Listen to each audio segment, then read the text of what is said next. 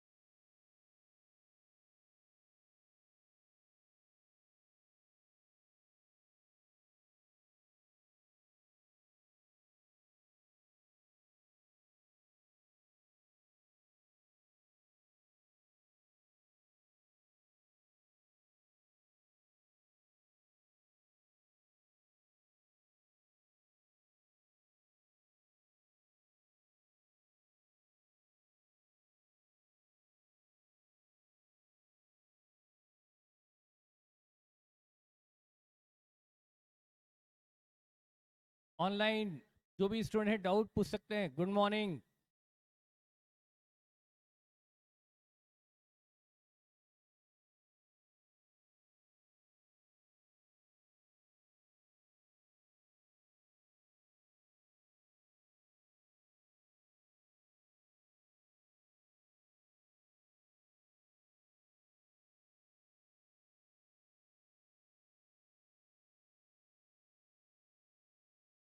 इधर इधर तो कोई डाउट नहीं है ऑनलाइन में। इधर किसी को और कोई डाउट? आप लोगों को कोई डाउट है किसी भी पॉइंट पर? ओके, तो बेटा इसका हम ये जो हमारा चैप्टर कंप्लीट हुआ है अबाउट कंप्लीशन पे है, इसका कमिंग संडे को हम टेस्ट रख लें। ठीक है, तो कमिंग संडे को हम रख लेते हैं टेस्ट। इसका आंसर बेटा 5th of class work. 5th of class work. 5th of class work. हाँ, आंसर चेक कर लेते हैं बेटा। 5th क्वेश्चन जो हमने कल डिस्कस कर लिया था और आंसर आपको मतलब आपको होमवर्क में दिया था, उसका हम आंसर चेक कर लेते हैं। आपका प्री इनकॉर्पोरेशन प्रॉफिट कितना आया? 189 186 98 186 18698 ऐसा ऑनलाइन में मुझे बताया है सबसे पहले संदीप कुमार जी ने। हाँ, 186,900 ये संदीप का आंसर है। और यही आंसर प्राची का भी है, यही नितेश का भी है, यही अनविक का भी है, अनरॉक का भी है। और इधर 2,03,100। ये तो आंसर करेक्ट होगा। 1,86,900 प्रॉफिट है प्री का और 2,03,100 प्रॉफिट है पोस्ट का। नितेश, अनुराग, सभी का आंसर ही ठीक है बेटा। ओके, होमवर्क में बस यही क्वेश्चन था क्या? होमवर्क में एक ही क्वेश्चन था क्या? होमवर्क का नंबर उसका मैंने क्लास में करवाया था या क्लास में डिस्कस हुआ था? डिस्कस हुआ था ना, उसका आंसर गिवन है क्या? होमवर्क का नंबर 6th ये वाला। अच्छा, होमवर्क का नंबर 6th, इसमें जो आंसर गिवन है क्या यही आया है? क्या आंसर 6451 प्री का और 47974 पोस्ट का? संदीप और श्रेया, अनविक, आपका भी आंसर यही होगा? ठीक है, अब बचा क्या? क्या बचा क्वेश्चन में? होमवर्क, होमवर्क बचे हैं तो होमवर्क तो आपको करना है ना। 1 बाय 1 होमवर्क आपको करना है। डिस्कस हमने सारे कर लिए। हमने होमवर्क का नंबर 11 भी डिस्कस कर लिया था। होमवर्क का 11। अच्छा, बिल्कुल वैसा है, बिल्कुल वैसा है जैसा हम कर चुके हैं। वो था ना सारे इन्वेस्टमेंट बिक गए प्री में और ठीक है ठीक है ठीक है, आंसर मैच नहीं कर रहा है क्या? बेटा ये क्वेश्चन आपको अब ट्राई करना है, कल के होमवर्क में लिख दो क्वेश्चन 11, कल के होमवर्क में लिख लीजिए क्वेश्चन नंबर 11। सिमिलर क्वेश्चन आज के नवंबर 2019, बेटा ये क्वेश्चन हम नवंबर 2019 में सिमिलर क्वेश्चन पूछा गया था और स्टडी मटेरियल में भी ये क्वेश्चन है। बोलिए बेटा कौन सा पॉइंट? डोनेशन टू ए, हाँ इसी में है क्या ये 10th का? ठीक है, एक स्टूडेंट का डाउट है कि सर बताइए donation, question number 10th, question number 10th में है डोनेशन, ये देखिए क्वेश्चन नंबर 10th में है donation to a political party given bye,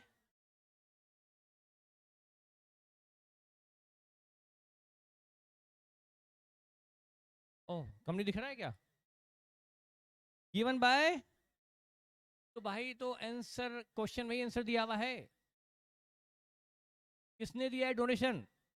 company ने, तो ये कहाँ जाएगा? पोस्ट में जाएगा, आंसर खुद गिवन है।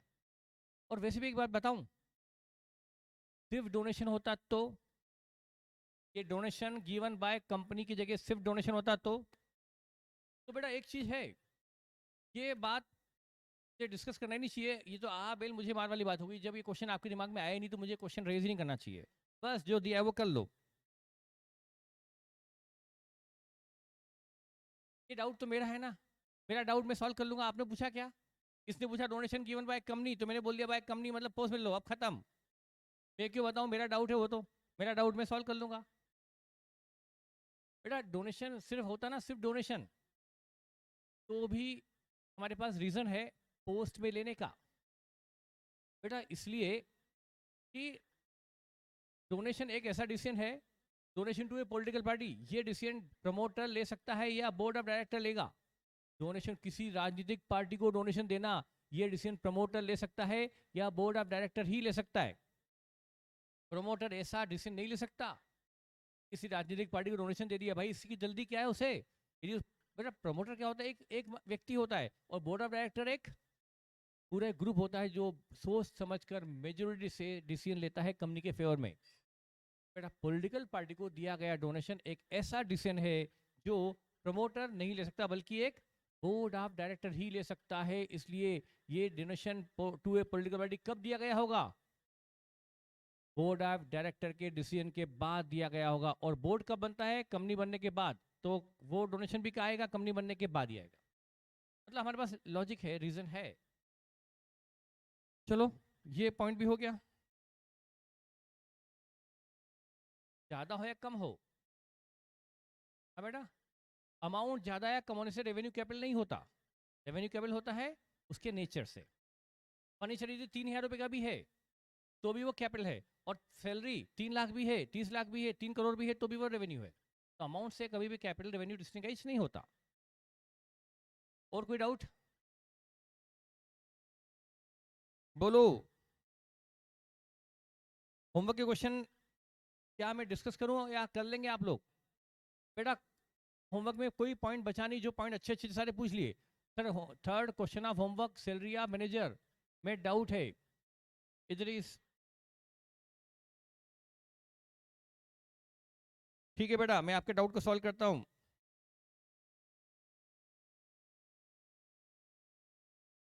क्वेश्चन नंबर 3 निकालिए होमवर्क का।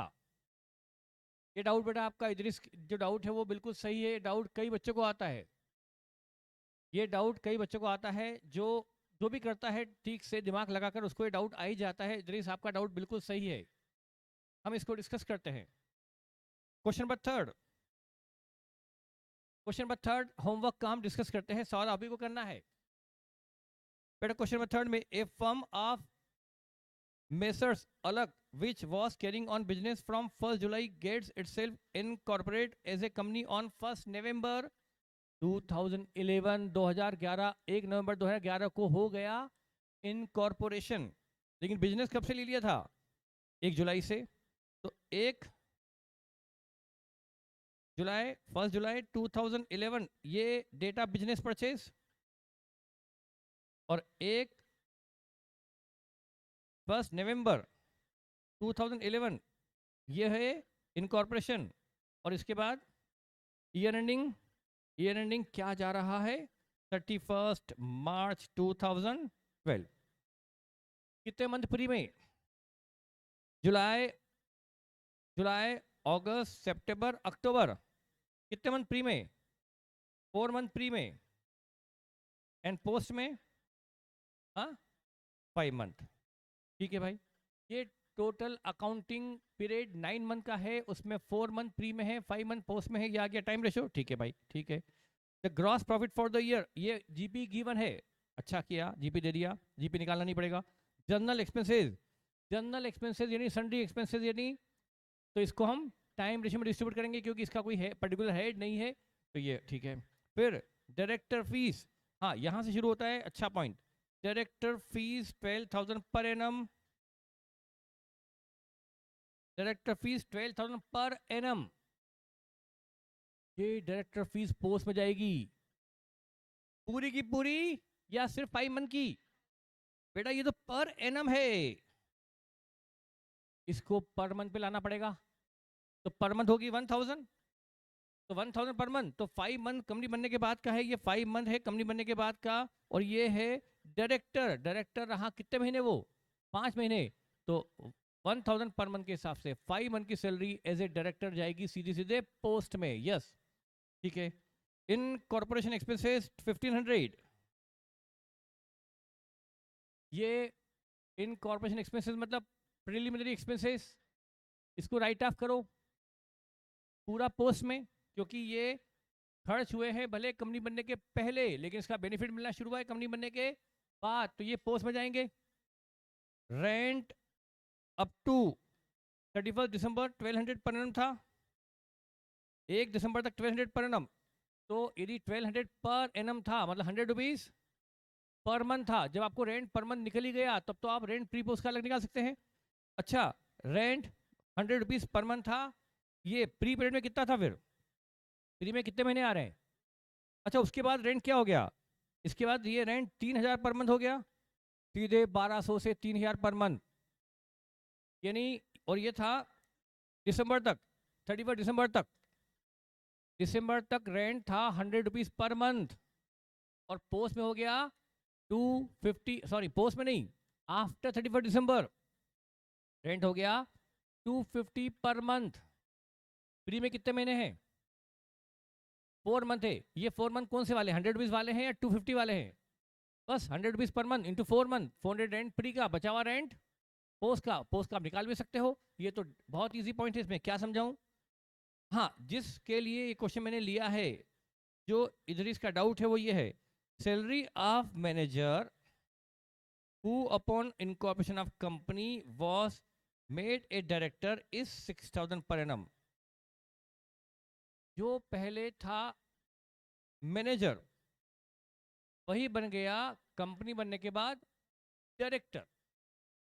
जब वो मैनेजर था उसकी सैलरी 6,000 पर एनम थी, और जब वो डायरेक्टर बन गया तो उसकी सैलरी 12,000 हो गई, या डायरेक्टर्स फीस है जो भी है। अच्छा, हिज रिम्यूनरेशन देयर आफ्टर मतलब कंपनी बनने के बाद is included in the above figure of fees to director.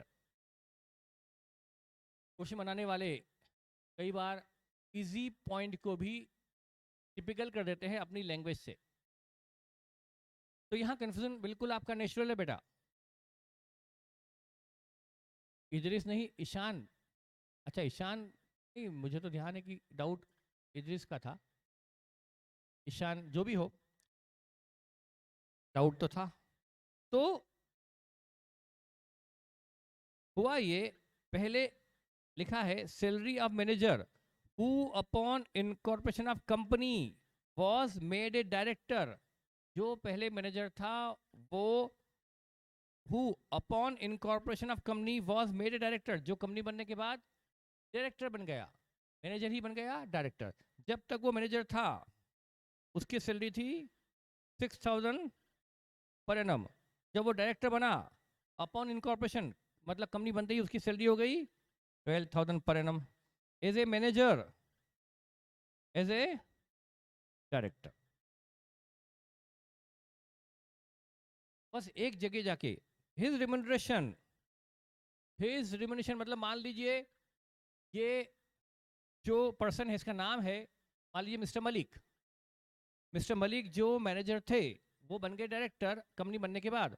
और मिस्टर मलिक हिज रिम्यूनरेशन मतलब मलिक का रिम्यूनरेशन देर आफ्टर मतलब उसके बाद is included in the above figure of director, मतलब वो जो डायरेक्टर बन गए उसको जो एज ए डायरेक्टर दिया गया उसका जो डायरेक्टर रिम्यूनरेशन है वो इसमें शामिल है। वो इसमें शामिल है मतलब वो अलग से नहीं बल्कि इसी में जुड़ा हुआ है। मतलब ये जो मिस्टर मलिक जो मैनेजर थे वही बन गए डायरेक्टर, और डायरेक्टर बनने के बाद उनकी रिम्यूनरेशन एज ए डायरेक्टर इस 12,000 में शामिल है, डेफिनेटली शामिल होगी। जो डायरेक्टर हैं तो डायरेक्टर सैलरी उनकी इसमें शामिल होगी कि इसके अलावा वो डायरेक्टर सैलरी दी गई, उनको जो दिया गया ना एज ए डायरेक्टर सैलरी वो इसी 12,000 में शामिल है। तो इसमें कहने की बात क्या थी, जब वो मैनेजर थे तब उनकी सैलरी इसमें इंक्लूड है, जब डायरेक्टर बन गए तो उनकी सैलरी इसमें इंक्लूड है। बस यही बात वो कह रहा है और उससे हम कंफ्यूज हो जाते हैं, और बिल्कुल कई बार बच्चे कंफ्यूज होते हैं कि सर ये क्या बात है। भाई यही बात है कि जो व्यक्ति मिस्टर मलिक जो पहले मैनेजर थे अब वो बन के डायरेक्टर, और उनकी सैलरी एज ए डायरेक्टर ऊपर दी गई सैलरी एज ए डायरेक्टर में शामिल है। कौन सी नई बात बोली भाई, जब वो डायरेक्टर बन गया तो उसकी सैलरी एज ए डायरेक्टर इसमें शामिल होगी। अच्छा, उसके अलावा इसे दिया भी नहीं गया कि उसकी सैलरी क्या थी एज ए डायरेक्टर, तो मतलब वो इस 12,000 में उसकी सैलरी एज ए डायरेक्टर शामिल है, ये बस बताया गया। तो आपको क्या करना है, जब तक वो मैनेजर था उसकी सैलरी थी 6,000 per month per year divide by 12 मतलब 500 पर मंथ। जब वो डायरेक्टर बना उसकी सैलरी 12,000 पर एनम है, मतलब 1,000 पर मंथ। तो बताओ मैनेजर कितने महीने रहा, तो 4 महीने रहा मैनेजर, तो 500 रुपये पर मंथ से 4 महीने की सैलरी ऊपर आ जाएगी प्री में एज ए मैनेजर। अच्छा, डायरेक्टर कितने महीने रहा इंटू 5, तो 5 ईयर आ जाएगा एज ए डायरेक्टर बस पोस्ट में। तो ये 2,000 प्री में और ये 5,000 पोस्ट में, बस ये करना है आपको। ठीक है बेटा, 2,000 प्री में और 5,000 पोस्ट में, यस।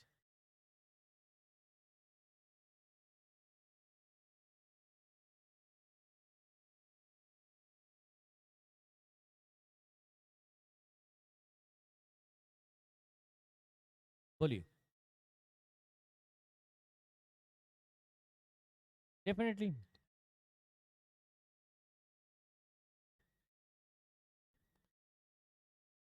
हाँ, चलो मैंने माना कि 12,000 जो है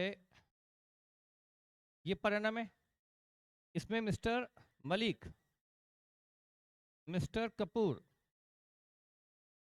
सबकी शामिल है। तो मैंने जो लिया 12,000 ये आ गया पर मंथ, इसका इनका भी वो कह रहे हैं कि इस 12,000 में मलिक की सैलरी भी शामिल है, कपूर की भी शामिल है, इसकी भी शामिल है, इसकी भी शामिल है। और शामिल है कि नहीं इसके अंदर, मतलब ये 1,000 रुपये के अंदर मिस्टर मलिक की सैलरी शामिल है या इसके अलावा मलिक की सैलरी है, इसके अलावा है इसमें इंक्लूड है, इंक्लूड है, बस वही तो मैं बोल रहा हूँ। तो ये 1,000 पर मंथ इंटू 5 मंथ, ये 5,000 आया। इसमें किसकी किसकी सैलरी आ गई, मलिक की भी आ गई, कपूर की भी आ गई, वर्मा जी की भी आ गई, शर्मा जी की भी आ गई, बस।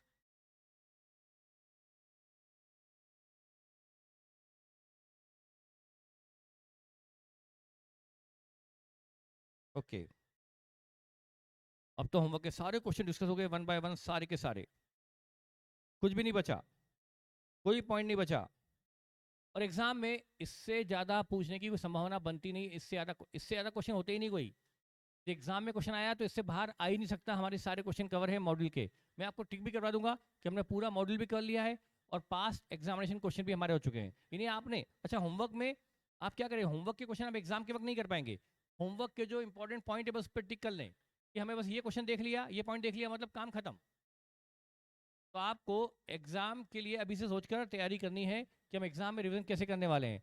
क्लास वर्क के क्वेश्चन अपने आप में हर क्वेश्चन डिफरेंट है, होमवर्क के अंदर कुछ पॉइंट इंपॉर्टेंट है, बस हर क्वेश्चन में एक एक पॉइंट गया, कई बार तो क्वेश्चन भी रिपीट हो रहे हैं, तो आपको वो नहीं करने हैं।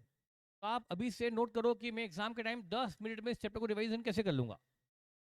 आपको एग्जाम के एक दिन पहले ये chapter with in 5 to 10 minute revision करना है, तो आप सोच लो कि आप 5 से 10 मिनट में रिवीजन करोगे तो आपके पास क्या क्या लिखा होना जरूरी है उस वक्त के लिए। ठीक है, क्या है हम चैप्टर फिनिश मान लें, क्या हम अब नया चैप्टर स्टार्ट कर सकते हैं। 11th होमवर्क का 4th point, 5 homework is wrong, देखते बड़े आंसर हम बाद में चेक कर लेंगे। 5 का होमवर्क का आंसर ये बता रहे हैं गौरव भैया कि 5 का आंसर गलत है। ये आंसर गलत है क्या? मैंने लिखवा दिया था ये तो। बेटा ये लिखवा चुका हूं मैं, आंसर करेक्ट करवा चुका हूं। क्या आंसर बताया था? 201 और 190। गौरव भैया कहाँ हो? ये हम आंसर ठीक करवा चुके हैं। ओके चलो चलो आगे बढ़े क्या? अब अपना संडे को टेस्ट है, और टेस्ट सबके लिए कंपलसरी है। जो टेस्ट में नहीं आएगा उसको फेस टू फेस से क्लास से उठाकर ऑनलाइन में पटक दिया जाएगा।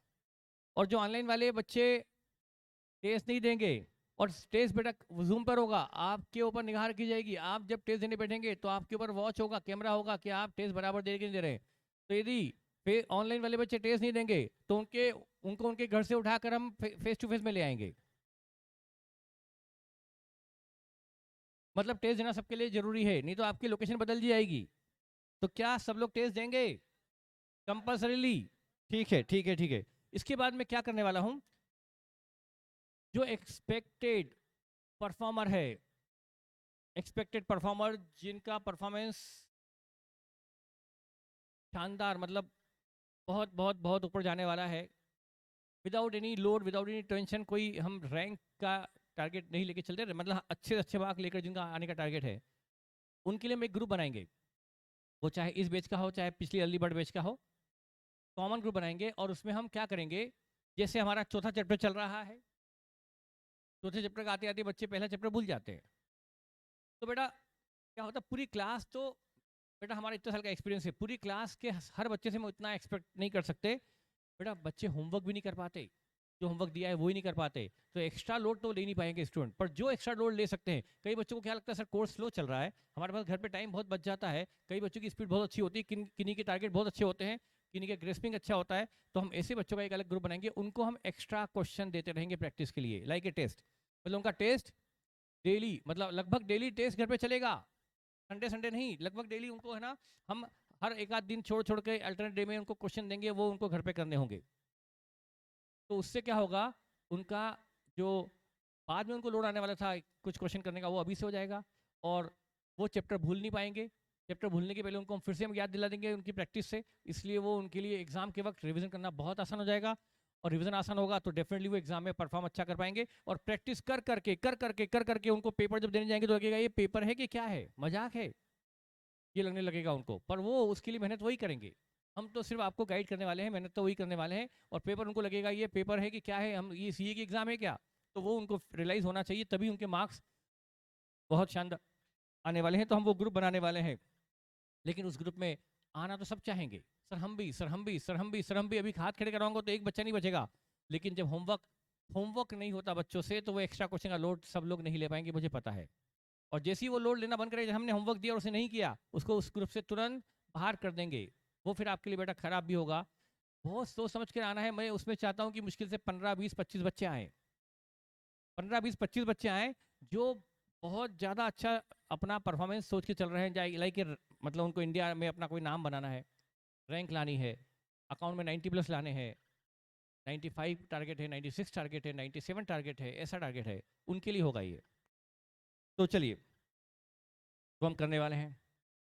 और उसके लिए आपको उस ग्रुप में भी अपने परफॉर्मेंस को कंटिन्यू रखना पड़ेगा, डेली होमवर्क जो दिया जाएगा, डेली एक्स्ट्रा क्वेश्चन आपको करने होंगे। चलिए बेट अब हम स्टार्ट करते हैं इस चैप्टर के बाद नया chapter. Is it okay? Start करें नया चैप्टर, ठीक है।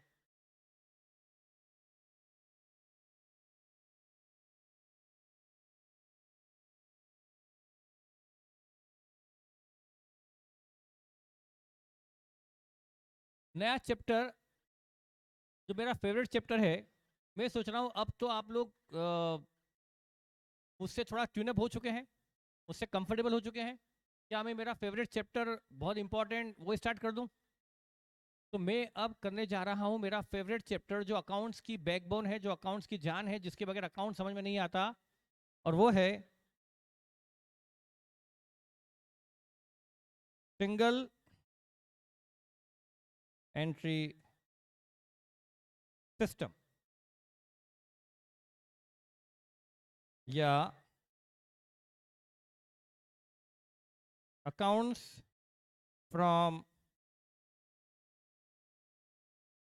Incomplete record.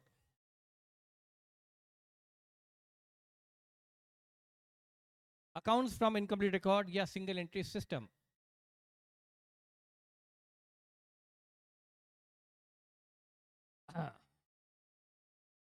बेटा कुछ पेज छोड़ दीजिए ना होमवर्क के लिए आप लोग, या अपना अलग कॉपी बनाइए। और बेटा जो घर पे रहते हैं उनकी दिक्कत नहीं, जो यहाँ पर क्लास में आते हैं उनके लिए तो होगा कि उनको जैसे चैप्टर खत्म हो, आपकी कॉपी यदि छोटी है तो आप एक नई कॉपी बना लें। आपकी कॉपी तो वैसे कैसे बहुत मतलब ज़्यादा पेजेस वाली है तो बात अलग है, पर कभी कभी क्या होता है ना, मैंने कभी कभी देखा है कुछ बच्चों के साथ उनकी कॉपी चोरी हो जाती है। आप गए लंच में, आपकी राइटिंग बहुत बढ़िया है, आप होमवर्क बहुत बढ़िया करते हैं, और आप अपनी कॉपी यहाँ छोड़ गए, तो वो आप यहाँ एक बहुत कीमती चीज़ छोड़ के चले गए जो कई बच्चों की निगाह उस पर लगी रहती है। यार मैं होमवर्क नहीं कर पाता हूँ, मेरे आंसर नहीं निकलते हैं, मेरी राइटिंग, तो वो क्या करता है, वो कॉपी को चुरा के ले जाता है।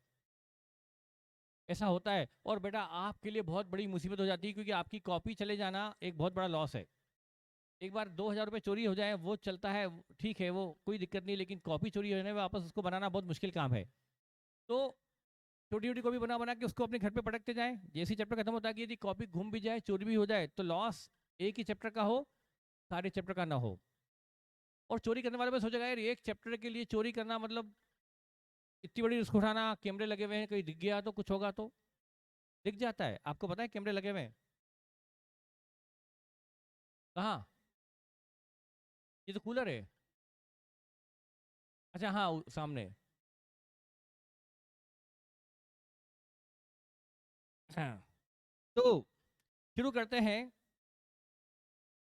एक ऐसा चैप्टर जो एग्जामिनेशन में आने के चांसेस बहुत बहुत ज्यादा हैं।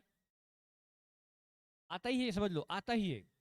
और मुझे अकाउंट पढ़ाने में सबसे ज़्यादा मतलब जो मतलब अकाउंट समझाने में इसी चैप्टर से मदद मिलती है। तो चलिए, सिंगल एंट्री सिस्टम। बेटा आपने अकाउंट में सुना होगा हमेशा डबल एंट्री, अकाउंटिंग मतलब डबल एंट्री। ये सिंगल एंट्री क्या है? बेटा सिंगल एंट्री कोई सिस्टम नहीं है अकाउंटिंग का। सिंगल एंट्री कोई अकाउंटिंग सिस्टम नहीं है बेटा, ये सिर्फ रिकॉर्डिंग सिस्टम है। क्या होता है, जैसे एक बात करूं मैं, एक किराने की दुकान, हर कॉलोनी में किराने की दुकान तो होती है, हर छोटे छोटे एरियाज में किराने की दुकान तो होती है, ग्रोसरी शॉप होती है। वो जो किराने की दुकान ग्रोसरी शॉप होती है, वहाँ का ऑनर, वहाँ का मालिक, आपने कभी भी उसको पूरी बुक्स ऑफ अकाउंट रखते हुए नहीं देखा होगा कि वो केज बुक रखे, ट्रेजर रखे, और ये सारे प्राइमरी रिकॉर्ड रखे, सेकेंडरी रिकॉर्ड रखे, नहीं। वो बुक्स ऑफ अकाउंट रखता ही नहीं। वो बुक्स मेंटेन नहीं कर सकता, उसके लिए इकोनॉमिकल नहीं है, ना ही उसे जरूरत है, और ना ही उसके लिए इकोनॉमिकल कि वो अपनी छोटी सी किराने की दुकान के लिए एक अकाउंटेंट रखे, अफोर्ड करे, केज बुक बनवाए, लेजर बनवाए, नहीं, नहीं रखता है वो। आप भी जानते हैं ऐसा नहीं होता। लेकिन वो अकाउंटिंग नहीं करता, बुक्स नहीं रखता, लेकिन वो रिकॉर्डिंग जरूर करता है। रिकॉर्डिंग और अकाउंटिंग में फर्क होता है। एक डॉक्टर भी अपने क्लिनिक में मान लो अकाउंटेंट नहीं रखता। डॉक्टर के आपको अकाउंटेंट कहाँ मिलते हैं? बड़े बड़े डॉक्टर के भी अकाउंटेंट नहीं होता, लेकिन वो अपनी डायरी में कुछ तो लिख लेता है।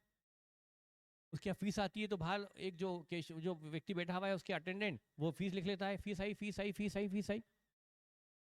तो वो फीस को तो लिखता है डायरी में, लेकिन कैशबुक में लिखता है क्या? कोई कैशबुक होती है उसके? नो। एक किराने वाला व्यापारी भी जो सेल होती है उसको तो लिखता भी नहीं, ना वो बिल बनाता है, ना वो लिखता है। हाँ, किराने का व्यापारी मतलब कोई अकाउंटिंग नहीं करता, बुक्स मेंटेन नहीं करता, फिर क्या करता है वो अपनी रेलिवेंट इन्फॉर्मेशन, रिक्वायर्ड इन्फॉर्मेशन, जरूरी चीजें लिख लेता है, रिकॉर्ड कर लेता है। कैसे? जैसे कि जैसे कि उस कॉलोनी की शॉप में 30-40 खाते चलते हैं, अकाउंट चलते हैं मतलब, एक मान लीजिए खन्ना है, मिस्टर खन्ना, उन्होंने कह दिया इस शॉपकीपर को, भाई देख, मैं मेरे सर्वेंट को भेजूंगा, इसे जो भी लगे वो तू इसको दे देना, मैं रोज रोज कहाँ इस सर्वेंट को केस देके भेजूंगा? इस सर्वेंट को जो मांगने आए, ये मांगे वो चीज इसको दे देना और डायरी में लिख लेना, और महीने में आकर मैं तेरा कभी भी आऊंगा, एक साथ में तेरा हिसाब कर दूंगा, पूरा पेमेंट एक साथ दे दूंगा। क्या ऐसा हो सकता है कि नहीं हो सकता है प्रैक्टिकली? तो अब किराने का व्यापारी, खन्ना जी का नौकर आया, अब खन्ना जी का नौकर आया तो उसने कहा कि भाई मुझे टूथपेस्ट और जो भी है कुछ आइटम, तो जैसे ही वो ये सामान बेचेगा, ये है उसकी क्रेडिट सेल, तो वो इस क्रेडिट सेल को डायरी में एक जगह लिख लेगा। मिस्टर खन्ना का पेज खुला होगा डायरी में, और वहां लिख लेगा कि हमने मिस्टर खन्ना के सर्वेंट को या मिस्टर खन्ना को हमने आज 1800 का गुड्स क्रेडिट पे बेचा, उसकी डिटेल लिख देगा, इस डेट को इतना माल बेचा। वो खन्ना के अकाउंट में एक तरह से सेल को डेबिट तो करेगा, पार्टी के अकाउंट में उस सेल को, क्रेडिट सेल को डेबिट तो करेगा, लेकिन क्या सेल रजिस्टर खोलकर उसमें सेल भी लिखेगा? नहीं लिखेगा। मतलब उसने पार्टी का ट्रांजैक्शन का एक एस्पेक्ट तो रिकॉर्ड किया, क्रेडिट सेल में से पार्टी को डेबिट तो किया, वो भी खन्ना कोई लेजर में नहीं है, बस एक डायरी में पेज खुला हुआ, हम उसी को लेजर मान लेते। उसने खन्ना जी को डेबिट तो किया लेकिन सेल को क्रेडिट नहीं किया, तो उसने ट्रांजैक्शन का एक एस्पेक्ट रिकॉर्ड किया और दूसरा रिकॉर्ड नहीं किया। तो ये अकाउंटिंग है या रिकॉर्डिंग? रिकॉर्डिंग है बेटा। Accounting must be in systematic manner, जो कि डबल इफेक्ट से होना चाहिए। ये अकाउंटिंग करते ही नहीं है, ये तो सिर्फ एक रिकॉर्डिंग है। तो रिकॉर्डिंग कर रहा है, इफेक्ट सिंगल दे रहा है डबल? सिंगल। ये है single entry system. It is a it is an accounting system और रिकॉर्डिंग सिस्टम। ये एक रिकॉर्डिंग सिस्टम है, अकाउंटिंग सिस्टम तो डबल इफेक्ट से ही होता है। ये एक सिर्फ रिकॉर्डिंग सिस्टम है जो हम पढ़ने जा रहे हैं। अच्छा, फिर उसके यहाँ उस दुकान, किराने की दुकान वाले के यहाँ एक स्टाफ भी काम करता है, जो सामान निकालना, उसको वेट वजन करना और डिलीवर करना, ये सब करता है। लोगों के घर जा जाके सामान दे के भी आता है। एक सर्वेंट रख रखा है, वो सर्वेंट को उसने आज है ना 400 रुपये एडवांस दिए, सैलरी तो नहीं दी हुई, 400 एडवांस दिए। कभी वो एडवांस 100 रुपये ले जाता है, कभी 500 ले आता है, कभी 300 ले आता है। बताओ डायरी में एडवांस लिखेगा कि नहीं लिखेगा? लिखेगा। तो उसने उस अपने स्टाफ को एडवांस दिया, लिख देगा मैंने इस कैलाश को 200 रुपये एडवांस दिया आज, लेकिन वो एडवांस अकाउंट में डेबिट करेगा कैलाश के, लेकिन कैश अकाउंट में क्रेडिट, कैश बुक तो है ही नहीं उसकी, कैश में क्रेडिट नहीं करेगा। तो cash transaction advance paid to staff, वो एडवांस टू में तो डेबिट करेगा, लेकिन कैश में क्रेडिट नहीं करेगा। Is it clear? तो इस पॉइंट ऑफ व्यू से क्या हुआ? सिंगल, ये सिस्टम क्या हो रहा है, जब ट्रांजेक्शन का दो इफेक्ट में से एक इफेक्ट लिखा जाए और दूसरा न लिखा जाए, वो व्यापारी वही इफेक्ट ले रहा है जो उसको जरूरी है, और वो इफेक्ट इग्नोर कर रहा है जो उसको जरूरी नहीं है। तो क्योंकि बुक्स मेंटेन नहीं करता, तो ये सिस्टम क्या हुआ? Single entry system. क्या आपको सिस्टम समझ में आ गया सिंगल एंट्री? तो मैं आगे बढ़ूं, नहीं तो मैं और एक्सप्लेन करूं। It will be called single entry system. अच्छा, एक तो ये हुआ चैप्टर का नाम। अब यहाँ पर इसी चैप्टर में सिंगल एंट्री सिस्टम में मैं इसमें बात करूं। अब ये व्यापारी किराने का ईयर एंड में हमारे पास आ गया। हम चार्टर्ड अकाउंटेंट है, आप आज नहीं तो कल बन जाओगे, बनोगे जरूर। मान लो आपके पास आता है कि ये मेरी डायरी है जिसमें दिख रहा है मैंने किस किस को उधार माल बेचा। खन्ना को बेचा, कपूर को बेचा, वर्मा जी को बेचा, शर्मा जी को बेचा, जैन साहब को बेचा, धाकड़ साहब को बेचा, और मुझे किस किस से कितना लेना बाकी है ये भी दिख रहा है डायरी में। अब ये तो लिख रहा है किस किस लेना बाकी है। अच्छा, उसमें उनके नाम भी लिखे हैं, जो सप्लायर, होलसेलर उसको माल दे जाते हैं। जो होलसेलर होते हैं वो किराने की दुकान पर माल सप्लाई कर करके ले जाते हैं और बोलते हैं पेमेंट बाद में दे देंगे। तो ऐसा चलता है। तो किस किस से उधार माल खरीदा, किस किस को कितना देना है, वो भी डायरी में लिखा है। स्टाफ को एडवांस भी लिखा हुआ है, पर कैश बुक है नहीं, सेल रजिस्टर है नहीं, परचेज रजिस्टर है नहीं, एक्सपेंसेस की डिटेल थोड़ी बहुत है, थोड़ी बहुत नहीं है। कुछ एक्सपेंसेस के बिल तो होते कि नहीं होते? बिजली बिजली का बिल पे किया, बिल तो होगा कि नहीं होगा? भले उसने इलेक्ट्रिसिटी टू कैश नहीं किया, पर बिजली का बिल होगा। मतलब क्या होता है, वो हमारे पास आ गया कि ये लो मेरे सारे खर्चों के बिल, ये लो मेरे एडवांस की डिटेल, ये मेरे सप्लायर जिन जिन को देना बाकी है उसकी लिस्ट है कि मुझे किस किस को देना है, और ये उनकी लिस्ट है जिन जिन से मुझे लेना है। बस ये डेटा, और मेरा बैंक स्टेटमेंट भी ले लो, उसका बैंक स्टेटमेंट दी है, वो रुपया बैंक में जमा करते रहता है। कभी कभी चेक से पेमेंट भी करते रहता है सप्लायर को।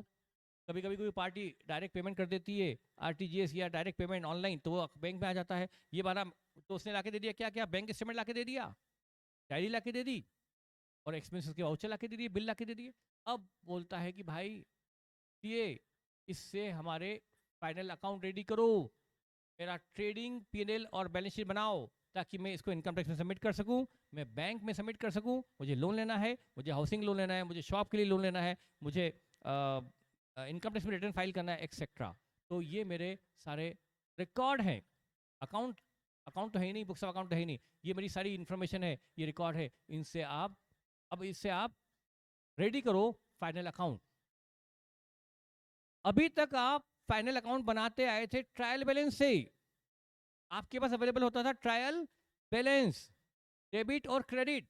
उसमें सेल आपको अवेलेबल होती थी, परचेज अवेलेबल होती थी, आपको ओपनिंग स्टॉक गिवन होता था, आपको कैश गिवन होती थी, बैंक गिवन होता था, डेटर्स गिवन होते थे, क्रेडिटर गिवन होते थे, सिर्फ एडजस्टमेंट करने होते थे। आपको ट्रायल बैलेंस में सारी इंफॉर्मेशन रेडीली अवेलेबल हुआ करती थी, चाहे वो परचेज हो, चाहे वो सेल हो, चाहे वो एक्सपेंस हो, चाहे कैश हो, चाहे बैंक हो। आप उस रेडी इंफॉर्मेशन से बनाया करते थे ट्रेडिंग पीएनएल बैलेंस शीट। अब आपके पास वो ट्रायल बैलेंस भी नहीं है, क्योंकि जब बुक्स ही नहीं है तो ट्रायल बैलेंस कहाँ से बनेगा? No books no trial balance. तो अब आपके पास फाइनल अकाउंट बनाने के लिए आपके पास अब ट्रायल बैलेंस नहीं है। तो अब आपके लिए एक मुसीबत और हो गई।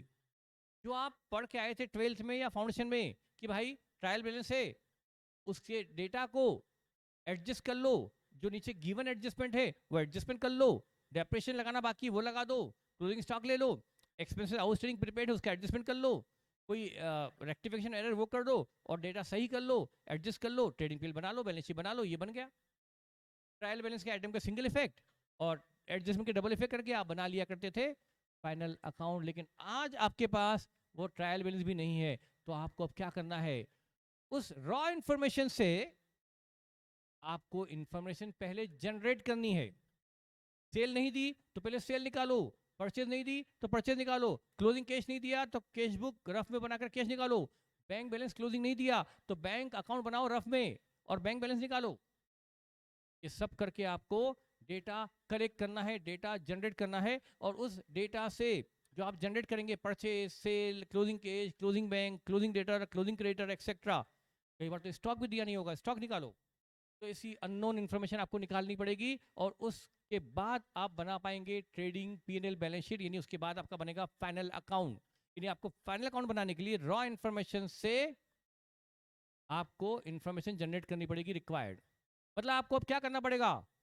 जो उसने साल भर नहीं किया, उसने साल भर बुक्स मेंटेन नहीं की, तो अब आपको समराइज वे में, शॉर्ट में बुक्स ऑफ अकाउंट रेडी करनी पड़ेगी विद डबल इफेक्ट। मतलब उसके सिंगल एंट्री को आपको डबल एंट्री में कन्वर्ट करना पड़ेगा, सिंगल एंट्री को डबल एंट्री में कन्वर्ट करना पड़ेगा। ये कन्वर्जन हो गया, conversion of single entry into double entry. लेकिन जो आप डबल एंट्री में कन्वर्ट करोगे ये एक्चुअल बुक्स में नहीं बल्कि रफ रिकॉर्ड में करोगे। हमें एग्जाम में कॉपी में करना है और वही रफ पीए करेगा अपने रफ वर्क पर। तो कैसे करेगा, क्या करेगा, वो हमें इस चैप्टर में सीखना है। तो हमें क्या पढ़ना है? Conversion of single entry into double entry. Businessman ने, व्यापारी ने, पर्सन ने बुक्स मेंटेन की नहीं की है, रिकॉर्ड मेंटेन किए हैं, वो भी सिंगल एंट्री पर।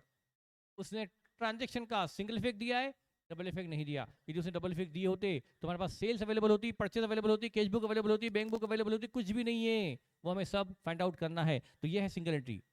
मतलब रॉ इन्फॉर्मेशन से हमें इंफॉर्मेशन जनरेट करनी है। अच्छा, एक नाम और है, account from incomplete record. Sir ये नाम क्या है? एक ही चैप्टर का दो दो नाम, बस नाम अलग अलग है और चीज एक ही है, ये क्या है? बेटा इसने अकाउंट्स फ्रॉम इनकम्प्लीट रिकॉर्ड, अच्छा उसके रिकॉर्ड कंप्लीट है कि इनकम्प्लीट? उसके रिकॉर्ड, अकाउंट नहीं, रिकॉर्ड कंप्लीट है कि इनकम्प्लीट? उसके इनकम्प्लीट रिकॉर्ड को हमें क्या करना है? अकाउंट्स फ्रॉम इनकम्प्लीट, उसके इनकम्प्लीट रिकॉर्ड से फाइनल अकाउंट तैयार करना है। तो नाम क्या हो गया? Final accounts from incomplete record. उसके इनकम्प्लीट रिकॉर्ड से हमें अकाउंट तैयार करना है, डबल इफेक्ट पे आना है। और ये अकाउंट एक्चुअल में रेडी करना है या रफ वर्क है? मेमोरेंडम बेसिस पर, रफ बेसिस पर हमें उसके अकाउंट रेडी करना है उसके इनकम्प्लीट रिकॉर्ड से। कभी कभी ऐसा भी हो जाता है कि उसने बुक्स तो रखी थी, वो डबल एंट्री पे था, properly accounting system, cash book है, लेजर है, अब कैश बुक लेजर सब कुछ है, लेकिन जल गई, आग लग गई, गिर गए रिकॉर्ड, तो उसके रिकॉर्ड क्या हो गया? इनकम्प्लीट या कंप्लीट? इनकम्प्लीट अकाउंट से अब क्या करना है? उसके रिकॉर्ड को कंप्लीट करना है, तो भी चैप्टर ए से एप्लीकेबल होगा। मतलब अब यदि रिकॉर्ड तो था लेकिन वो कंप्लीट नहीं है तो उसे हमें कंप्लीट करना है। तो ये हमारा क्या नाम हुआ, चैप्टर का नाम सिंगल एंट्री सिस्टम या account from incomplete record. Is it clear? ठीक है बेटा, इसमें आपको क्या करना है, ट्रेडिंग पीएनएल और बैलेंस शीट बनानी होगी। ट्रेडिंग पीएनएल बैलेंस शीट आपको बनानी होगी इस चैप्टर में। तो अब हम शुरू करते हैं इसके बेसिक्स। ये तो चैप्टर का हुआ इंट्रोडक्शन, ठीक है, समझ में आ गया चैप्टर क्या है। तो इसमें क्या बनाना है, ट्रेडिंग पीएनएल बैलेंस शीट यानी फाइल अकाउंट रेडी करना है फ्रॉम इनकम्प्लीट रिकॉर्ड, ठीक है, ये चैप्टर का नाम है। अब इसके बेसिक पर हम जाते हैं, क्या करना है कैसे करना है वो हम करते हैं बिल्कुल बेसिक एग्जाम्पल से। इसमें मैं कोई जल्दबाजी नहीं करूंगा, मतलब हम बिल्कुल 0 0 0 लेवल से चलेंगे। आपने शायद ये चैप्टर पढ़ा हुआ होगा, कहाँ पढ़ा है, 11th में। 11th में बेटा 11th में पढ़ा है। आपकी बड़ी मेहरबानी होगी जब आप 11 का सारा पढ़ा हुआ उठाकर फेंक करके कहीं समुद्र में फेंक के आओ। समुद्र नहीं मिले तो नदी में, नदी नहीं मिले तो कुएं में, कुआं ना मिले तो आसपास की नाली में, और नाली ना मिले तो जहां आपको लगे वहां फेंक आओ। पर आपको वो 11 की टेक्निक भूल जाना है। आप कसम खा लो कि आज के बाद हम सिंगल टी करेंगे तो जो सर बताएंगे उसी सिस्टम से करेंगे।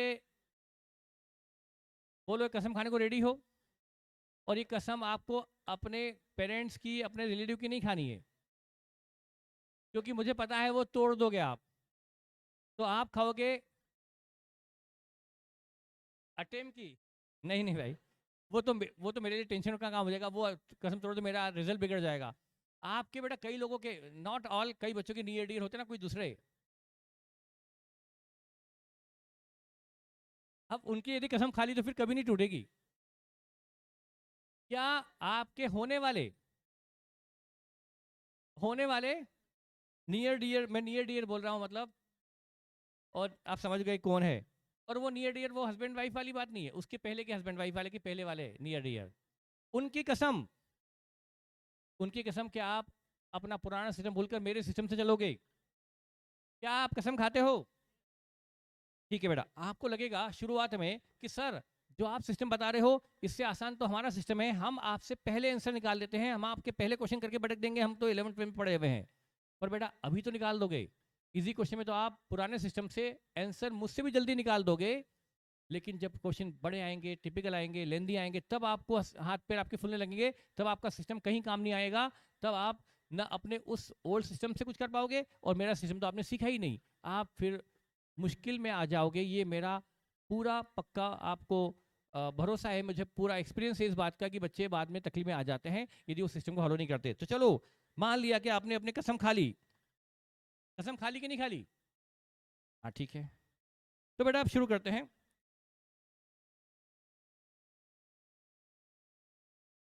एग्जाम्पल नंबर 1 लिखो। अभी एग्जाम्पल आपको लिखते जाना है, ये एग्जाम्पल लिखते जाना है, ये बेसिक्स है।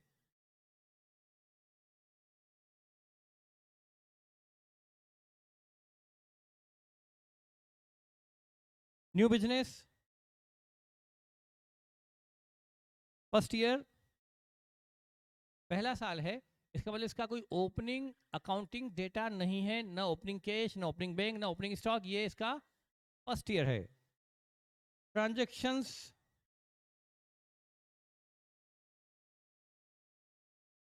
During the year, transactions during the year. Number 1, capital brought in, capital brought in rupees 60,000। Number 2, furniture purchased rupees 20,000।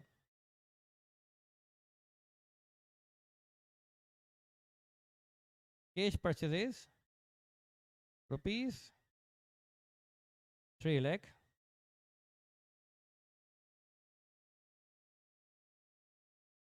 Cash sales rupees 384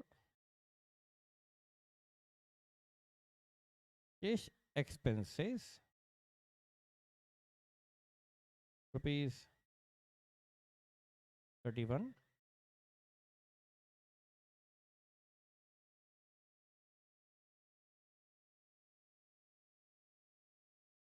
Other informations, number 1, closing stock rupees 12,000 or rate of depreciation 10% full year. बस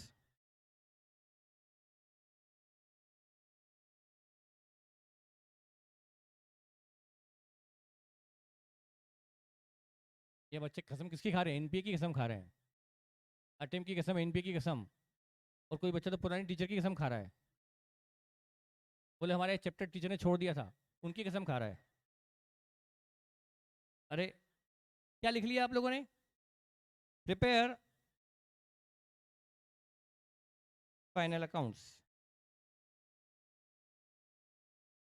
ये question आप अपनी method से with in 1 minute कर सकते हैं, मुझे पता है, पर मुझे आपसे इसका आंसर में मेरा इंटरेस्ट नहीं है कि आपका आंसर क्या आ गया। मेरा मीनिंग है, मेरा पर्पस है आपको वो सिस्टम सिखाना जिससे हम आगे अकाउंटिंग करने वाले हैं। तो ठीक है, कल लिख लिया आपने क्वेश्चन?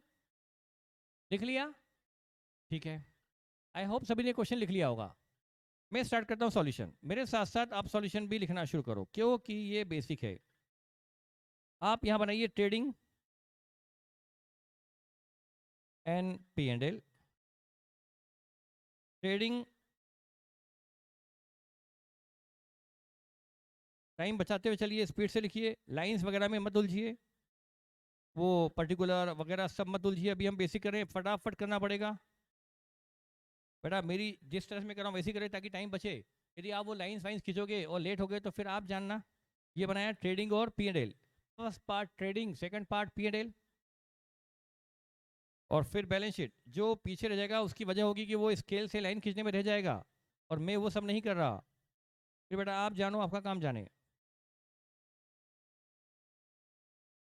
मेरे जितना स्मार्ट बनो, जैसे मैंने शॉर्टकट लगाया वैसे शॉर्टकट लगाओ। आप मेरे से स्मार्ट बन जाओगे तो बहुत अच्छा रहेगा आपके लिए। देखिए मैंने कितनी चतुराई दिखाई, लाइंस, पर्टिकुलर, अमाउंट सब उड़ा दिया।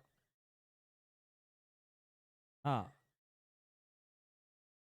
ये बेसिक है। बेसिक क्वेश्चन करवाते वक्त एग्जाम नहीं चलती। एग्जाम के क्वेश्चन कब शुरू होंगे? जब क्लास तक शुरू होगा तब बताऊंगा एग्जाम में कैसे करना है, ऐसे एग्जाम में नहीं करने का।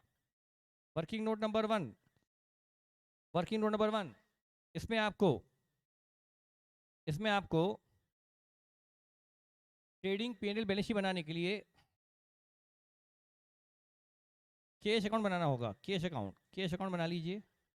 इससे हम फाइंड आउट करेंगे क्लोजिंग कैश, क्योंकि बैलेंस शीट में आने वाली है क्लोजिंग कैश, और क्लोजिंग कैश हमें निकालनी पड़ेगी कैश अकाउंट बनाकर। बस एक ही वर्किंग नोट रिक्वायर्ड है। बस हमारे इस क्वेश्चन में सिंगल वर्किंग नोट रिक्वायर्ड है, वो है कैश अकाउंट। चलिए मैं शुरू कर रहा हूँ। आपने मेरे साथ साथ ये लिख लिया होगा, मैं उम्मीद करता हूँ। बेटा बिल्कुल मेरे साथ साथ चलिए, नहीं तो दिक्कत होगी। और बिल्कुल जैसा मैं कर रहा हूँ बिल्कुल वैसा कीजिए। अपनी होशियारी बिल्कुल मत दिखाइए। मैं जानता हूँ कि आप बहुत अच्छे से ये चैप्टर जानते हैं। उनको भी ये चैप्टर पर बेटा अपने पुरानी चीज़ों को भूलकर और अपना ईगो एक तरफ रखकर इस टीचर की बात मान लेना चाहिए।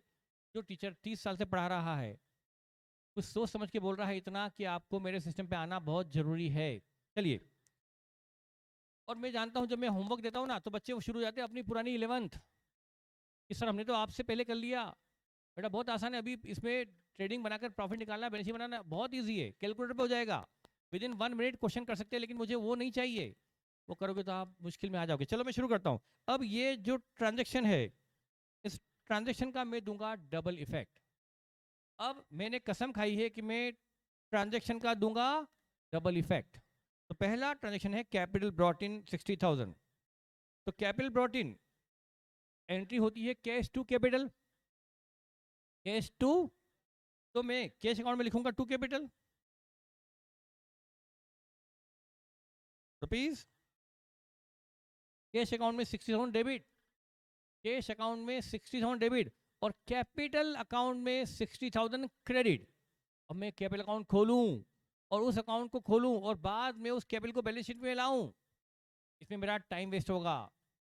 ये मैं ऐसे एग्जाम के हिसाब से बता रहा हूँ आपको, जो मैं बता रहा हूँ ऐसा नहीं कि एग्जाम में बिल्कुल अलग चलेंगे, ऐसे ही करेंगे।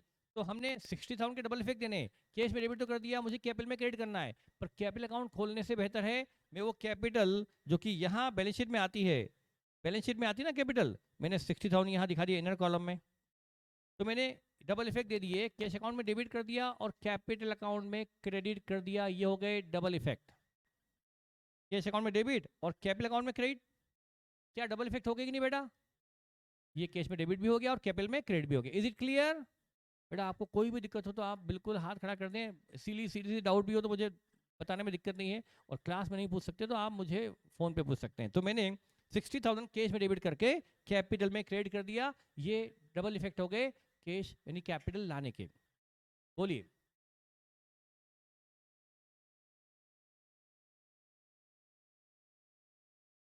कैपिटल ब्रॉट इन रुपीज 60,000 लिखा हुआ है, तो अब कैश या चेक के अलावा कुछ और हो नहीं सकता। 60 की कैपिटल लाया या तो कैश में या चेक से लाएगा, और चेक लिखा हुआ तो लिख देता ना कि चेक से लाया है वो। पर जब सारे ट्रांजेक्शन कैश में हो रहे हैं, और वैसे देखिए फर्नीचर परचेस किया उसने, ये भी लिखा हुआ नहीं है, तो हम तो क्या मानेंगे कैश में ही हुआ अभी तो। चलिए अब हमने इसके बाद फर्नीचर परचेस 20,000, तो कैश अकाउंट से क्रेडिट एंट्री होगी फर्नीचर टू कैश, एंट्री होगी फर्नीचर टू कैश, तो ये कैश अकाउंट से होगा क्रेडिट। शुरू शुरू में आपको थोड़ा अटपटा लग सकता है ये डेबिट और क्रेडिट, लेकिन धीरे धीरे आपकी हैबिट बन जाने वाली है ये डेबिट और क्रेडिट की। तो कैश अकाउंट में क्या लिखेंगे? बाय फर्नीचर, बाय फर्नीचर 20,000 का फर्नीचर खरीदा, कैश अकाउंट से किया क्रेडिट और फर्नीचर अकाउंट में होगा डेबिट। तो मैं फर्नीचर अकाउंट खोलने से अच्छा है फर्नीचर को कहाँ दिखा दूं? बैलेंस शीट के इनर कॉलम में, आउटर कॉलम में? इनर कॉलम में क्यों?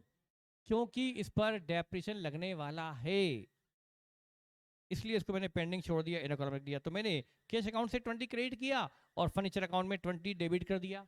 ये हो गए फर्नीचर खरीदने के डबल इफेक्ट।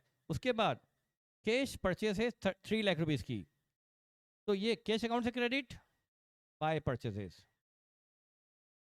ये पूरे साल भर की है या एक दिन की है? साल भर में कैश आता भी रहा, कस्टमर से कैश आता रहा, माल खरीदते रहे, कैश आता रहा, खरीदते रहे। 3 लाख का परचेज हुआ साल भर में पूरे 365 दिन मिलाकर, कैश अकाउंट से क्रेडिट। और ट्रेडिंग, ये बड़ा एंट्री क्या होती है? Purchase to cash, cash purchase to cash, cash account में क्रेडिट और परचेज अकाउंट में। अब मेरी परचेज अकाउंट खोलूं और बाद में उस परचेज अकाउंट को ट्रेडिंग में लाऊं, फिर मैं डायरेक्टली ट्रेडिंग में ही डेबिट कर दूं। तो मैंने कैश अकाउंट में 3 लाख रुपीस किया क्रेडिट और ट्रेडिंग अकाउंट में 3 लाख रुपीस किया डेबिट।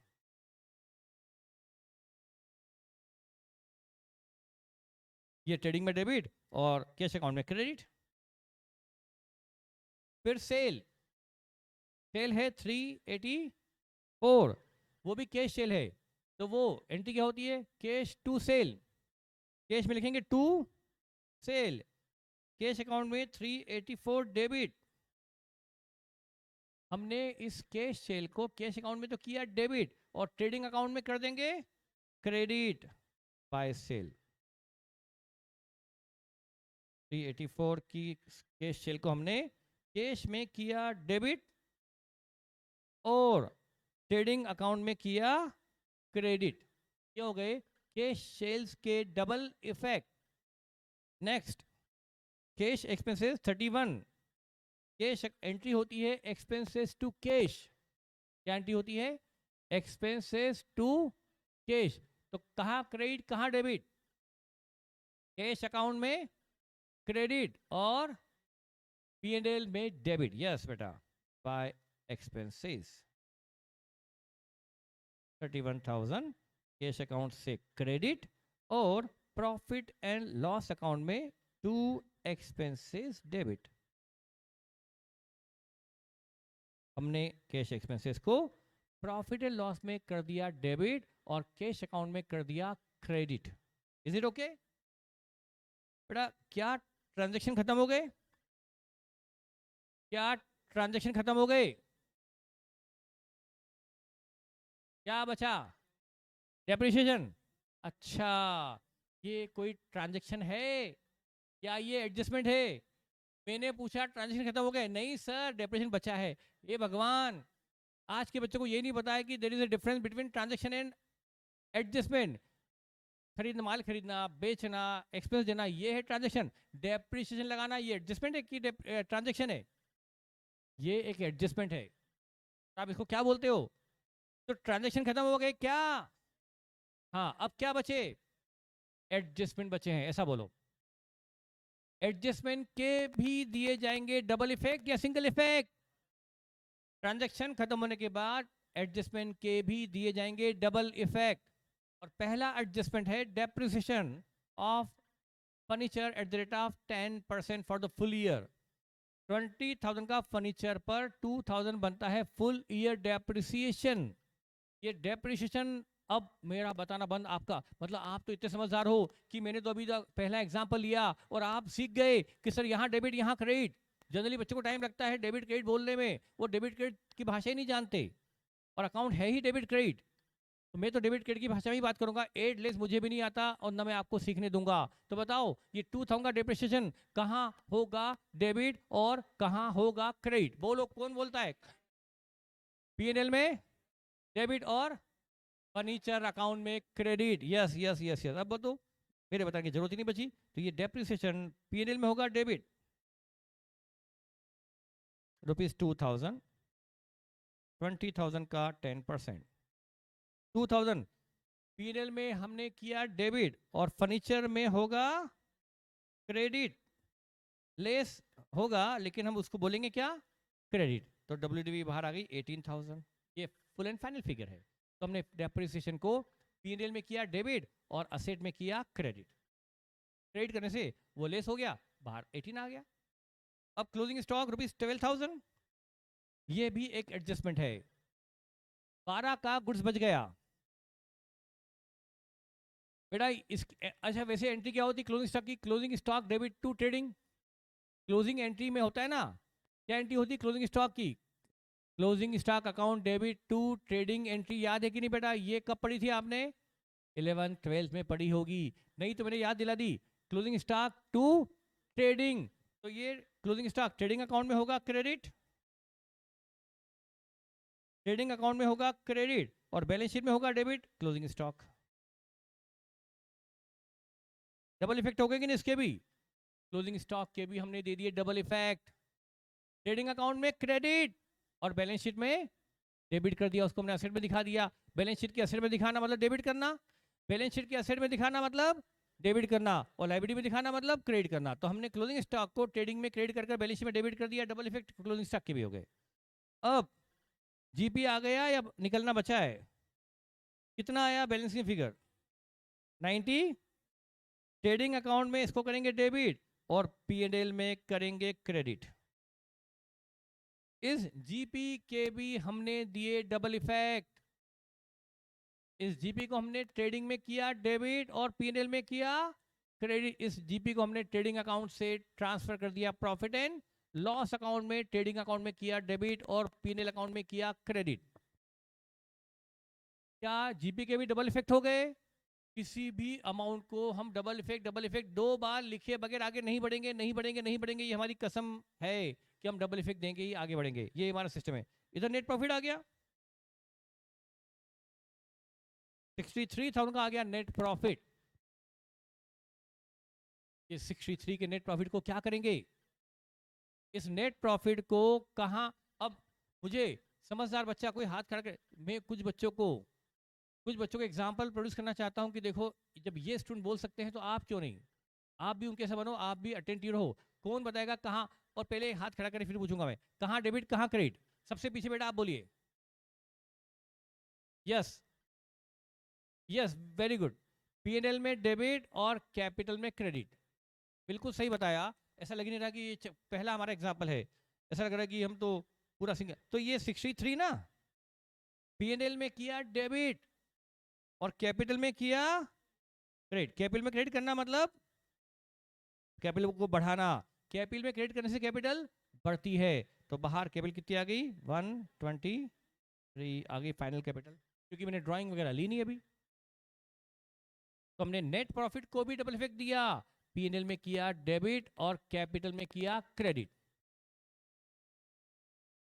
बस अब इधर क्लोजिंग कैश निकाल लो बाय बैलेंस ईडी। अच्छा ये जो हम निकाल रहे हैं ये क्लोजिंग बैलेंस है, ये ना ट्रांजैक्शन है ना ये एडजस्टमेंट है, बल्कि ये क्लोजिंग बैलेंस है। और ये क्लोजिंग बैलेंस के भी हम देंगे डबल इफेक्ट। हमने ट्रांजैक्शन के क्या दिए, डबल इफेक्ट। हमने एडजस्टमेंट के क्या दिए, डबल इफेक्ट। अब हम क्लोजिंग बैलेंस के भी क्या देने जा रहे हैं, डबल इफेक्ट। दो जगह लिखे बगैर हम आगे नहीं बढ़ेंगे। तो क्लोजिंग कैश हमारा कितना आया, 90। ये क्लोजिंग कैश यहां भी और यहां भी, और इसके डबल इफेक्ट देने यहां भी लिखें और कहां लिखें, बैलेंस शीट में भी। ये हमने कैश लिख दिया 93। अब बैलेंस शीट का इधर टोटल 123 है। क्या आपने टोटल लगाया इधर 18 प्लस 12 प्लस 93 लगाया क्या, लगाया। मतलब आपको अपने आप पे भरोसा ही नहीं है। मतलब इधर इधर एक 23 इसका टोटल लगाया क्या, कि बस लिख दिया। अच्छा इधर एक 23 इधर टोटल लगा के देखोगे कि अरे यार एक 23 आया कि नहीं आया। मतलब आपको अपने पर भरोसा नहीं है। अरे लेफ्ट में भी 123 आया है तो राइट में एक 24 आ सकता है क्या, एक 21 आ सकता है क्या। तो टोटल क्यों लगाते हो, तो आपको अपने आप पे भरोसा नहीं है। दुनिया आप पर भरोसा करे चाहते हो कि हर आदमी आपको भरोसा करे, आईसीआई आप पर भरोसा करे, पर खुद पे भरोसा नहीं है। अरे बैलेंस शीट दोनों तरफ एक जैसी होती है, अलग अलग होती है। जब इधर एक 23 है तो इधर क्या आएगा, तो इधर कुछ भी आ सकता है। बोलो कितना आएगा जी, लेफ्ट में रोल एक 23 है तो राइट में कितना आएगा। तो आपको रोल लगा के लिखना चाहिए, लिख देना चाहिए रोल लगा के। डरपोक हो आप लोग, डरपोक हो, बिल्कुल डरपोक। टोटल लगा के टोटल लिखते हो, अरे जब एक तरफ का टोटल आ गया तो दूसरी तरफ का वही लिख दो। नहीं, पर अपन तो डरते हैं। बेटा मैं आपको चैलेंज करता हूं, यदि आपने मेरे सिस्टम को फॉलो किया, जो मैं बताऊंगा सिंगल एंट्री में ट्रांजेक्शन के कितने इफेक्ट, डबल इफेक्ट। एडजस्टमेंट के डबल इफेक्ट, क्लोजिंग बैलेंसेस के डबल इफेक्ट। यदि ये आप करते गए, क्या ये जो मैं बोल रहा हूँ double effect double effect double, ये बहुत बहुत ही मुश्किल काम है। अरे लोग दुनिया में क्या क्या करते पता है आपको। कोई पहाड़ से कूदता है, कोई वो नियाग्रा वो फॉल से कूद जाता है, वो जान बच जाती है। कोई क्या कर रहा है, कोई क्या कर रहा है, कितने मुश्किल मुश्किल काम करते हैं। और हम जरा से डबल इफेक्ट देने में हमको अपने आप पे भरोसा नहीं। अरे डबल इफेक्ट देंगे, गलत हो गया तो सर, बेटा गलत क्यों होता है, बैलेंस शीट टैली क्यों नहीं होगी। आप यदि सिस्टम से डेविएट हुए तो ही बैलेंस शीट टैली नहीं होगी। यदि आपने double effect double effect double effect दिए तो इम्पॉसिबल है कि बैलेंस शीट टैली ना हो। एक शॉर्ट में बैलेंस शीट टैली होगी।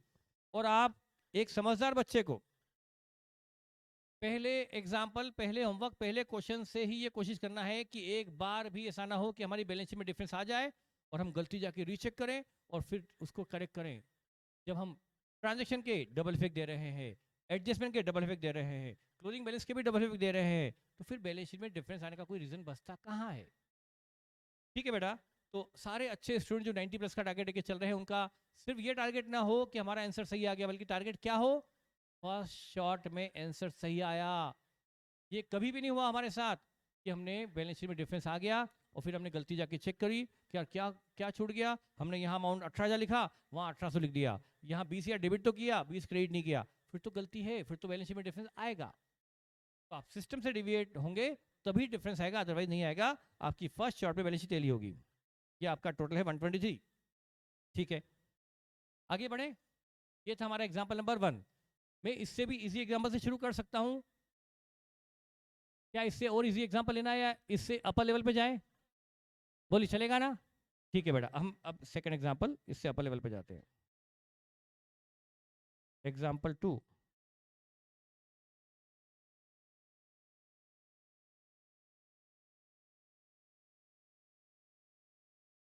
फर्स्ट ईयर ऑफ बिजनेस, फिर से मैंने पहला साल लिया, अभी फिर से मैंने पहला साल लिया है।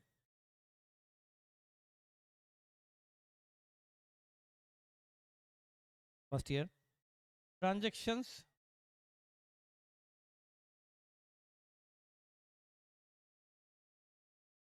During the year, cash brought in by honor। पीछे वाले भाई साहब ने मुझे सुधार दिया। मैंने पिछली बार नहीं लिखा था कि बस लिख था केबल ब्रॉट इन, तो उन्होंने कहा सर कैश में आएगी केबल में आई, तो मैंने अपने आप को करेक्ट कर लिया। अब सही है बेटा, आप कह सही रहे थे, इसलिए मैं अपनी गलती को ठीक कर लेता हूँ ना। 70,000 की कैपिटल कैश में ऑनर लेके आया।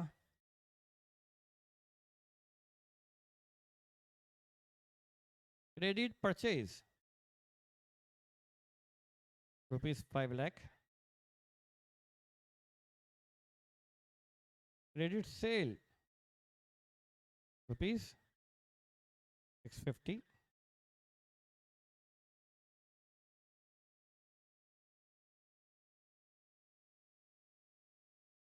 Cash received from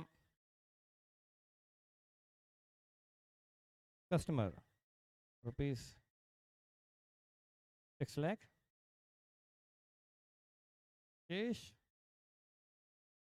paid to supplier ₹480.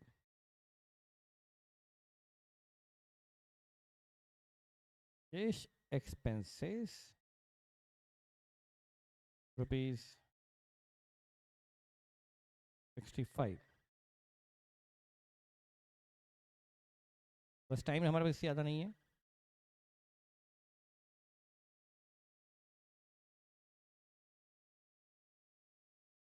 No closing stock. Time कम है इसलिए मैं बहुत लिमिटेड ट्रांजेक्शन लेके चल रहा हूँ। केवल अब नहीं हो पाया क्योंकि मेरे पास टाइम कम है। ठीक है बेटा, क्या आपने एग्जाम्पल ये नोट कर लिया? इधर ऑनलाइन में बच्चे अपर लेवल चिल्ला रहे हैं। हाँ बेटा, अपर लेवल में नहीं जा पा रहा हूँ क्योंकि मेरे पास बचे हैं सिर्फ 11 मिनट्स। ये सॉल्यूशन स्टार्ट किया मैंने, बनाया trading and P&L। First part trading,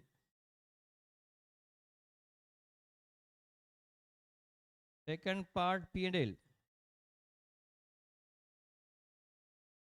ये बन गया ट्रेडिंग P&L। इधर बनाओ बैलेंस शीट, ये बन गई बैलेंस शीट। आप स्केल से लाइन खींचते रह जाओगे और मैं आगे बढ़ जाऊंगा। अभी मत ध्यान दो प्रेजेंटेशन पर। इधर working note number 1, generally cash account बनता ही है क्लोजिंग कैश निकालने के लिए। क्लोजिंग कैश निकालने के लिए आपको कैश अकाउंट बनाना ही होगा। लगभग हर क्वेश्चन में, लगभग हर क्वेश्चन में कैश अकाउंट बनता ही है क्लोजिंग कैश निकालने के लिए। लेकिन आपको यहाँ पर वर्किंग नोट 2 भी बनाना पड़ेगा। एक बनेगा डेटर अकाउंट।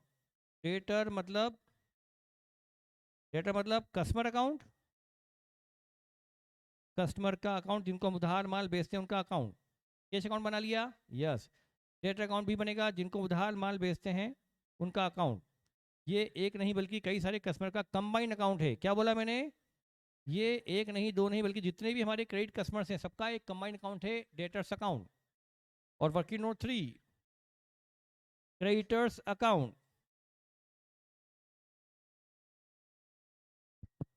अकाउंट यानी सप्लायर्स अकाउंट।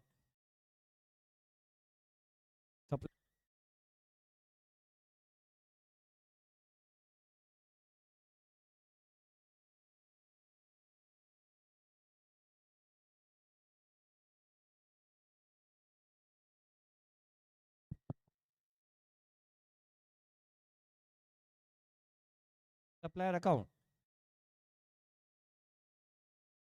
क्या आप लोगों ने नोट कर लिया? ऑनलाइन बच्चों नोट हो गया? हाँ बेटा सोनिकेट हो गया आपका, यस। तो मैं क्या आगे स्टार्ट कर सकता हूँ डबल इफेक्ट? अब बेटा मैं स्टार्ट कर रहा हूँ। सबसे पहले cash brought in by the owner 70,000, cash account में डेबिट। कैश अकाउंट में लिखेंगे टू कैपिटल।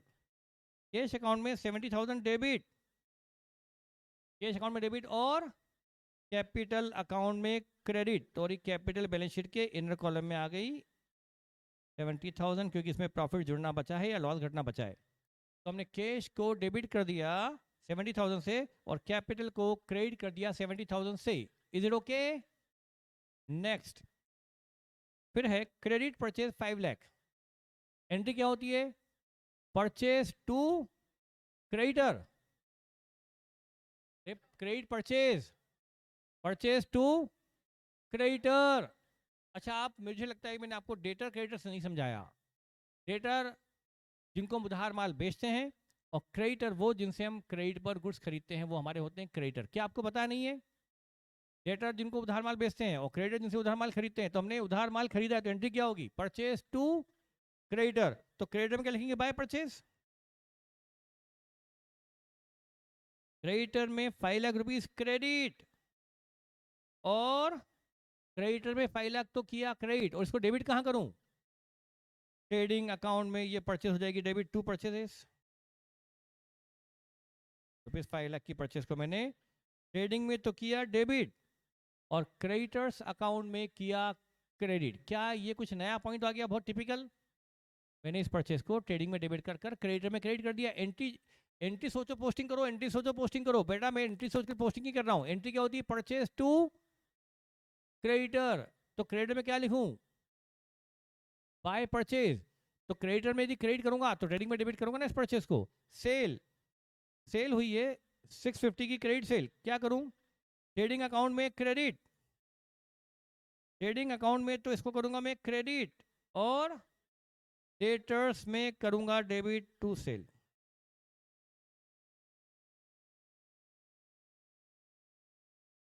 बेटा एंट्री बोलूं, क्या करी मैंने entry? Debtor to sale. Credit sale की एंट्री क्या हुई? Debtor to sale. तो डेटर में क्या लिखा मैंने? डेटर में पोस्टिंग की टू सेल। तो 650 की मैंने क्रेडिट सेल को डेटर्स में किया डेबिट, और ट्रेडिंग में किया क्रेडिट।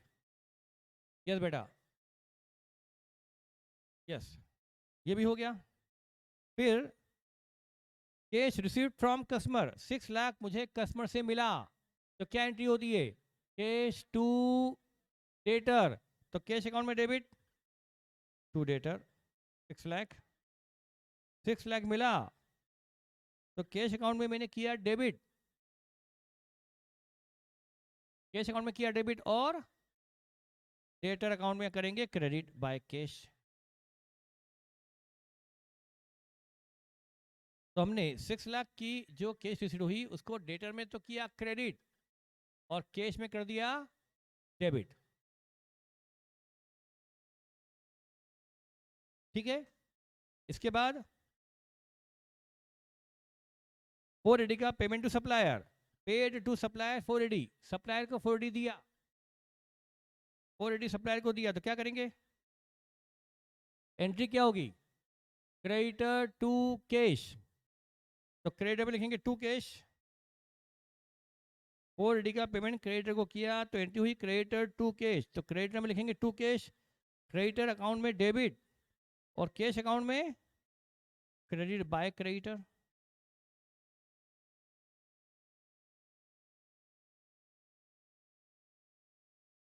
बोलिए बेटा, 480 है ना? 480 ना? 480 क्रेडिट में डेबिट, और कैश अकाउंट में 480 क्रेडिट तो किया है मैंने, 480 लिखा ना? ये भी हो गया। वो दूर से शायद 48 दिख रहा होगा। 4,80,000 कैश अकाउंट से क्रेडिट और क्रेडिटर में डेबिट। ठीक है बेटा। इसके बाद एक्सपेंसेस हैं 65 के, कैश अकाउंट से credit by expenses, cash account से क्रेडिट, और कैश अकाउंट से क्रेडिट, और P&L में टू एक्सपेंसेस 65,000 डेबिट। कॉपी कर लेने से फायदा बिल्कुल नहीं होगा। जब तक आप मेरे साथ, मेरे साथ साथ डेबिट क्रेडिट नहीं करोगे, तो आपको वो अंडरस्टैंडिंग नहीं बनेगी जो बनना चाहिए। मैं कुछ बच्चों को देख रहा हूँ कि वो गर्दन उठा के देख भी नहीं रहे हैं, वो सिर्फ कॉपी करे जा रहे हैं, कॉपी करे जा रहे हैं, ना मेरे साथ सपोर्ट कर रहे हैं, ना वो स्क्रीन देखते हैं, बस वो लिखे जा रहे हैं, लिखे जा रहे हैं। बेटा उससे फ़ायदा नहीं होगा, मैं पहले ही बोल देता हूँ। तो 65 की एक्सपेंस को हमने क्या किया? कैश अकाउंट से किया क्रेडिट, और P&L में किया डेबिट। ये हो गया। अब बस जीपी निकाल लो। जीपी कहाँ होगा? डेबिट, ट्रेडिंग अकाउंट में होगा डेबिट, और P&L में होगा क्रेडिट। हमने जीपी को ट्रेडिंग में डेबिट कर कर P&L में क्रेडिट कर दिया।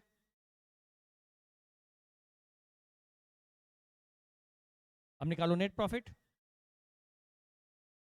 नेट प्रॉफिट बैलेंस की फिगर है 85, ये पीएनएल में होगा डेबिट और कैपिटल में होगा क्रेडिट। 85 का नेट प्रॉफिट पीएनएल में होगा डेबिट और कैपिटल में होगा क्रेडिट।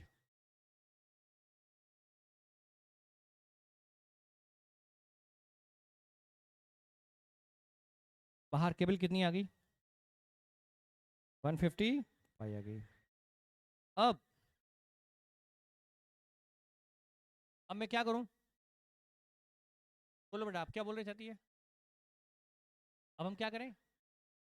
बैलेंस निकाल लें। किस किस का? कैश का, डेटर का और क्रेडिटर का। और इनके बैलेंस के कितने इफेक्ट है? डबल इफेक्ट या सिंगल इफेक्ट? बेटा सही है। तो हमने कैश में निकाला बैलेंस बाय बैलेंस सीडी 120। ये कैश यहां भी लिख दिया हमने और ये कैश सिंगल इफेक्ट यहां भी दे दिया और इसको कहां लिख दिया? बैलेंस शीट में लिख दिया कैश 125। अच्छा, इधर डेटर में बैलेंस कितना आया? 50। ये डेटर यहां भी लिख दिया मैंने और बैलेंस शीट में लिख दिया डेटर्स 50। और इधर क्रेडिटर 20। बेटा इसके सिंगल इफेक्ट या डबल इफेक्ट? ये यहां भी लिख दी मैंने और यहां भी लिख दिया और यहां भी लिख दिया। तो ये आ गया 175 और 175।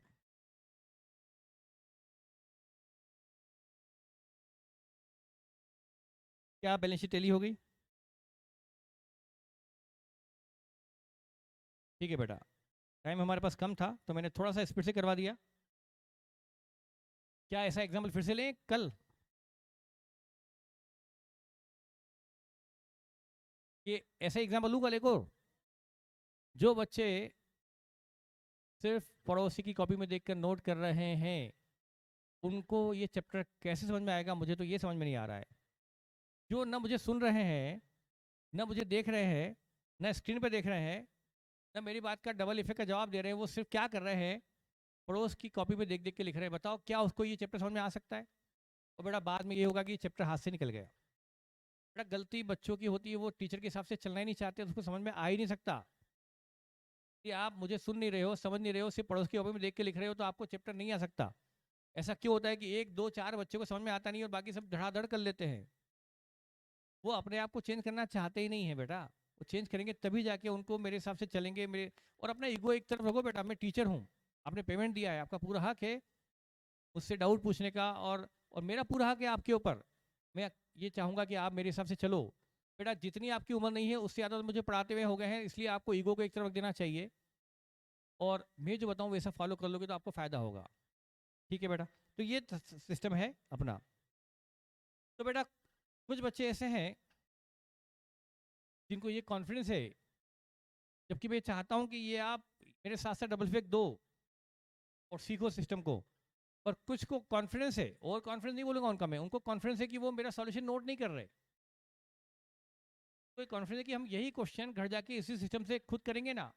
जबकि मैं खुद चाहता हूँ कि सर मेरे बेटा मेरे साथ साथ डबल इफेक्ट सीखो, पर कुछ को लगता है कि सर अब तो सीख गए ना, हम कर लेंगे ना, तो वो नोट भी नहीं कर रहे हैं।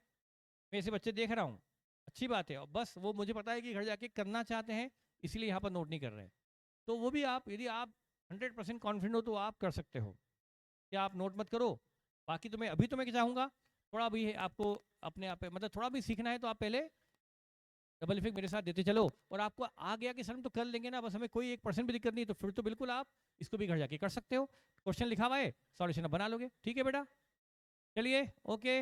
और कोई डाउट होता आप सर कल अपर लेवल एग्जाम्पल लेना, हाई लेवल वाला। ये इधर बच्चे परेशान हो गए sir high standard high standard. हाँ बेटा वो लूंगा, बिल्कुल लूंगा, ग्रेजुएट चलूंगा मैं जीरो से लेके बेटा जीरो से चालू कर रहा हूँ मैं, इतने हाई पे जाऊंगा इतने हाई पे जाऊंगा कि आप हाई हाई करोड़ हो गए। अभी हाई हाई चिल्ला रहे हो, फिर हाई हाई करोड़ हो गए कि सर कितने अपर लेवल चले गए, देखना आप एक दिन। चलो